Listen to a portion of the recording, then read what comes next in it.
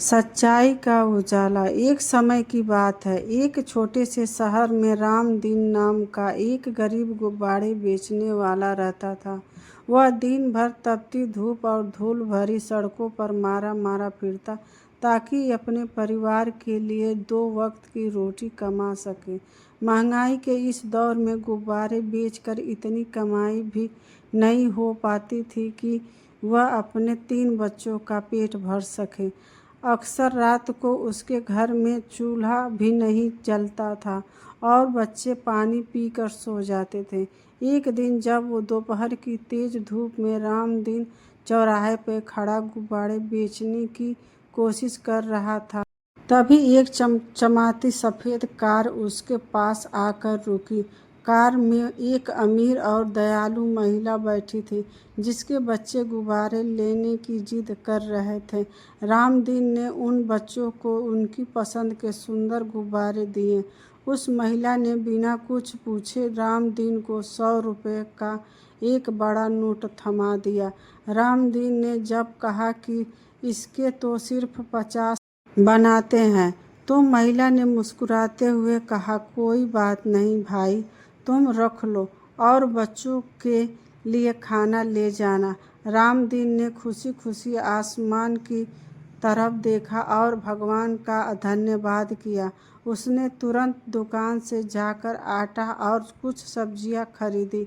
उस रात महीनों के बाद उसके बच्चे ने पेट भर रोटी खाई। खाना खाने के बाद रामदीन की छोटी बेटी गुड़िया रोज की तरह उसके कपड़े वाले थैले को आंगन में पलट कर बेचे हुए गुब्बारे गिनने लगी।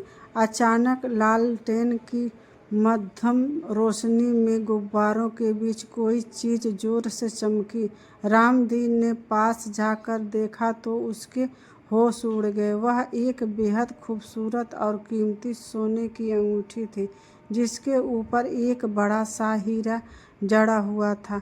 रामदीन समझ गया कि यह अंगूठी उसी अमीर महिला की है। जब वह थैले से गुब्बारे निकाल रही थी, तभी शायद यह गिर गई होगी। अगले दिन जब रामदीन बाजार गया तो उसने देखा कि वही महिला बहुत परेशान हालत में सड़क पर कुछ ढूंढ रही थी। वह अपनी गाड़ी में बैठकर जाने ही वाली थी कि रामदीन ने उन्हें देख लिया, लेकिन जब तक वह आवाज़ देता गाड़ी दूर निकल चुकी थी। रामदीन के मन में उथल पुथल मच गई। वह पास के एक सुनार की दुकान पर गया और अंगूठी की कीमत पूछी। सुनार ने बताया कि यह असली हीरे की अंगूठी है और इसके 50,000 मिल सकते हैं। 50,000 की रकम रामदीन के लिए किसी खजाने जैसी थी। जब वह घर लौटा तो देखा कि उसका बेटा तेज बुखार से कांप रहा था।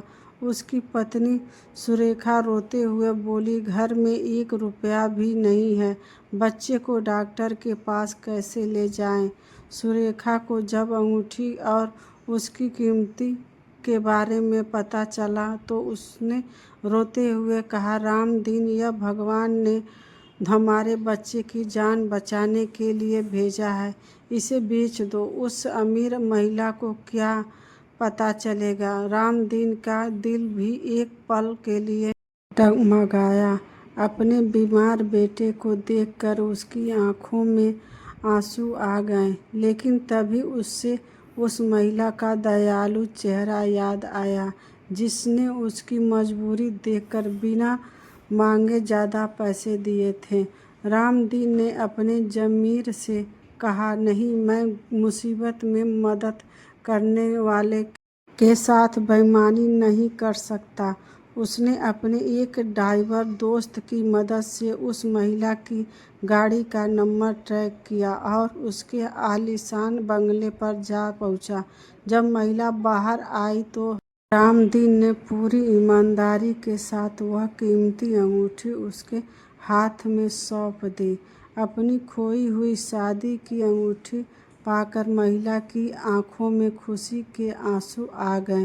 वहाँ मौजूद उसकी एक दोस्त, जो एक ब्लॉगर थी। उसके रामदीन की एक अद्भुत ईमानदारी का एक छोटा सा वीडियो बना लिया और उसे इंटरनेट पर अपलोड कर दिया। रामदीन बिना कुछ मांगे चुपचाप अपने घर लौट आया और बेटे के सिर पर पानी की पट्टियाँ रखने लगा। उसे लगा रहा था कि उसकी ईमानदारी शायद उसके बेटे को ठीक न कर पाए, लेकिन उसे भगवान पर पूरा भरोसा था। अगली सुबह रामदीन के दरवाजे पर एक बड़ी गाड़ी आकर रुकी। वहीं अमीर महिला और उसकी ब्लॉगर दोस्त अंदर आई। महिला के चेहरे पर बड़ी सी मुस्कान थी। उन्होंने दिन को गले से लगाया और उसके हाथ में 20,000 का एक लिफाफा रख दिया। महिला ने कहा, रामदीन भाई, तुम्हारी ईमानदारी का वीडियो रातों रात पूरे देश में वायरल हो गया है।